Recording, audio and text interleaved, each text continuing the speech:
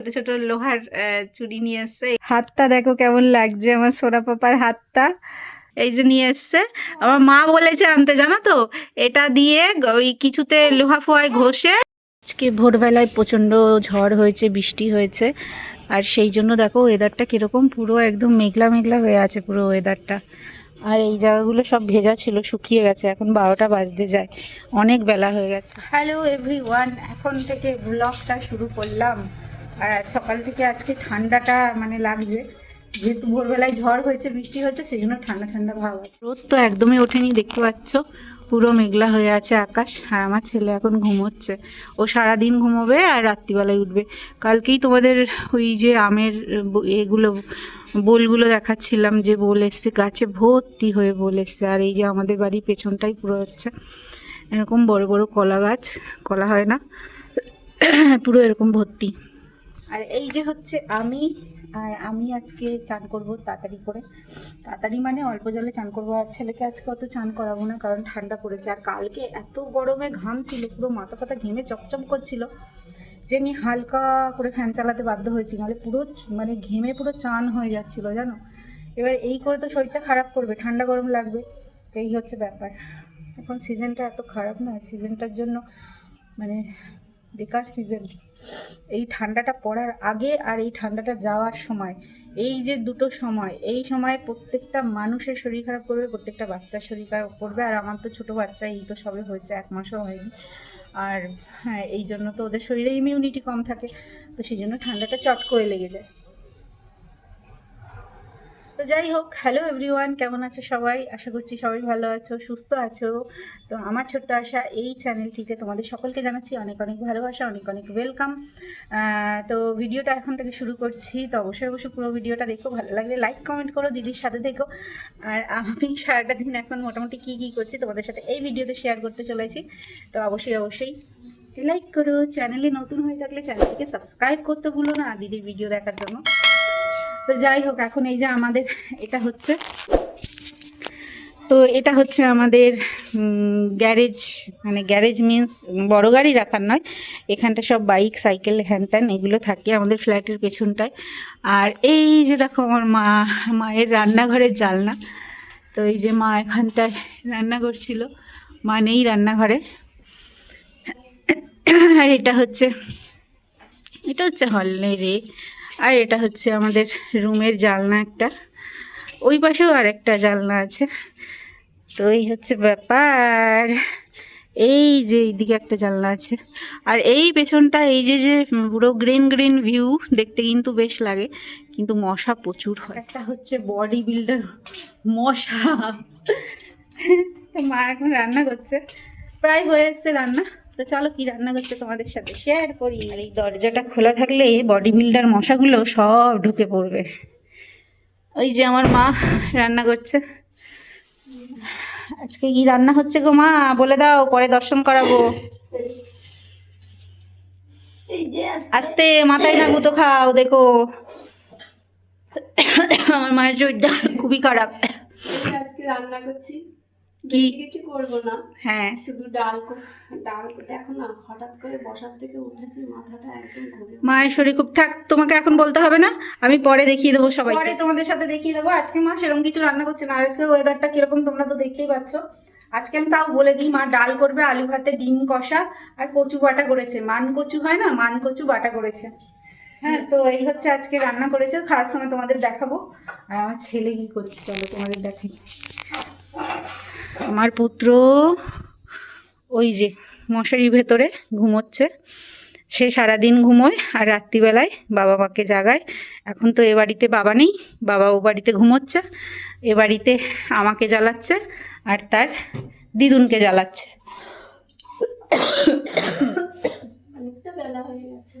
অনেক বেলা হয়ে গেছে। আর আমার 1 মাস এখনো হয়নি, সেলাইতে লাগে কাছলে ব্যথা লাগে। এখনো ওষুধও খাইনি। ওষুধ তো আগে খাও, তোমার মাথা ঘুরছে না? খাবো। এগুলো ঠিক না, কিন্তু ভুলভাল কাজ করছো তুমি। আগে প্রেশারের ওষুধটা খেয়ে আসো, যাও। আমি এনে দেবো না, তা যাও। মাথা ঘুরছে তুমি বলছো, এইরকম করে জানো তো, মাথা ঘুরছে, প্রেশারের ওষুধটা তো আগে খাও। আগের কাজ আগে করি তাড়াতাড়ি। না, আগের কাজ ওটা না, জীবন থাকলে তবে তো তুমি করবে। যাও। এই দেখো সকাল থেকে এখনো ওষুধ খাইনি, সেই সকালবেলায় মানে কিছু খেয়েছে চা বিস্কুট, তখন তো প্রেশারের ওষুধটা খাবে, খাইনি। এই রান্না করতে বসে মাথা ঘুরছে, এখন মনে পড়ছে আমি ওষুধ খাইনি, এই এখন বসে ওষুধ খাচ্ছে 12টার সময়।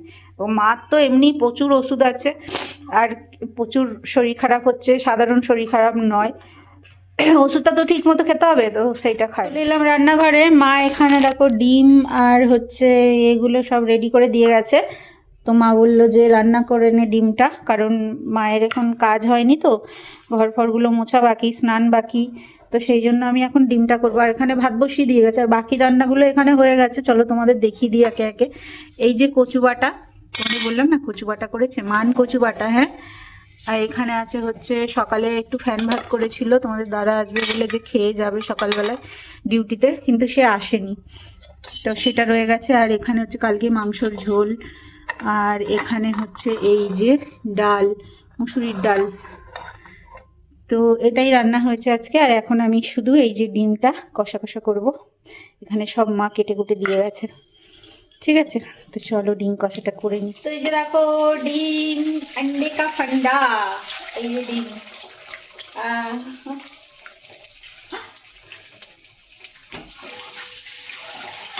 এই ঝাল ঝাল করে ডিমটা কষা করবো। আমাকে ডাক্তার তেল খেতে বারণ করেছে, আর তেল খেতে বারণ করেছে, মিষ্টি খেতে বারণ করেছে, আলু খেতে বারণ করেছে, ওজন কমাতে হবে, এক্সারসাইজ দেখিয়ে দিয়েছে। আমি এক্সারসাইজ করি এখনো। কি বলছো, আমার মা কিছু বলছে আমাকে, জোরে বলো। বলছি অল্প তেলে রান্না কর, তো তেল খাওয়া বারণ, সবাই তেল কমিয়ে খায়। হ্যাঁ, অল্প তেলে রান্না করতে বলছে আমাকে, তেল খাওয়া বারণ বলে। এই যে দেখো তেল দিয়েছি, দেখতে পাচ্ছ।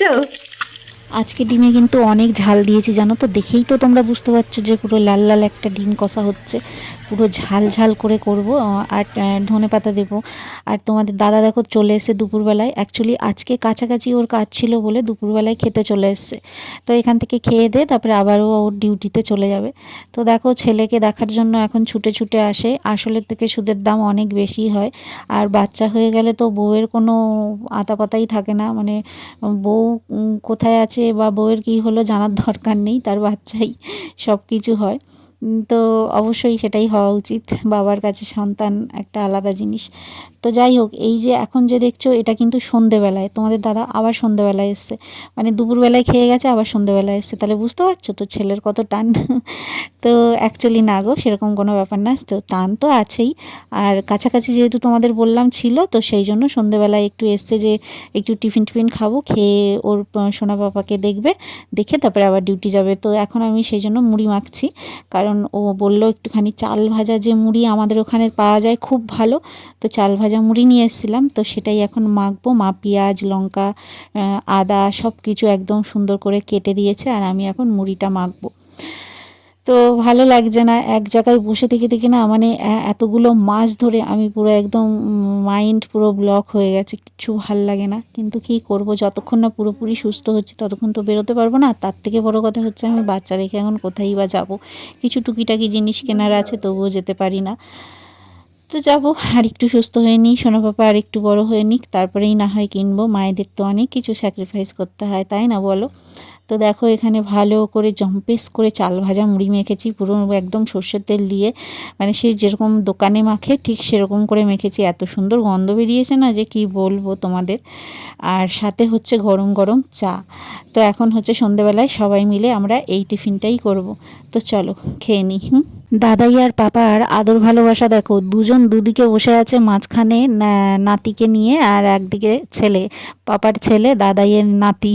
তো দুজন বসে বসে তাকে দেখছে, তার রঙ্গ তামাশা দেখছে, তার সাথে খেলা করছে, হ্যাঁ কথা বলছে, গল্প করছে, এই হচ্ছে বুঝলে তো। আমাদের ঘরে এখন সময়টা যে কোথা থেকে পার হয়ে যাচ্ছে কিছুই বোঝা যাচ্ছে না। তো সময় একদম হু হু হু করে চলে যাচ্ছে। আর আমি কিন্তু এখন আউট ভয়েস দিচ্ছি, আশেপাশে অনেক আওয়াজ আসতে পারে, কিছু মনে করো না।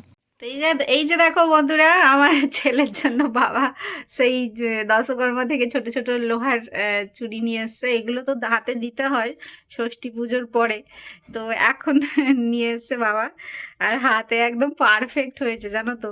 তো চলো তোমাদের দেখাই হাতটা পরে কেমন লাগছে। তো এই যে দেখো হাতে চুড়িটা পড়েছে, পরে কেমন লাগছে তোমরা কমেন্ট করো। কুটু কুটু হাত, কুটু কুটু হাতে চুড়িটা পড়েছে। আর এক হাতে এখনো পরাইনি, এই যে পরাবো। আর সাথে হচ্ছে এই যে কোথায় গেল, এই যে হরিত্তকি না হর্তকি কি বলে, এই যে নিয়ে এসছে। আমার মা বলেছে আনতে, জানো তো, এটা দিয়ে ওই কিছুতে লোহা ফোয়ায় ঘষে তো ভুরুতে লাগাবে। ভুরুতে লাগালে ভুরু খুব সুন্দর হয়। এমনিতেও আমার পাপার ভুরুর রেখা ভালো সুন্দর, কিন্তু তাও আমার মা লাগাবে বলে এটা নিয়ে এসছে। তো চলো এই চুড়িটাও পরিয়ে দিই হাতে। এই তো বাবা, এই যে তো কাঁদছে।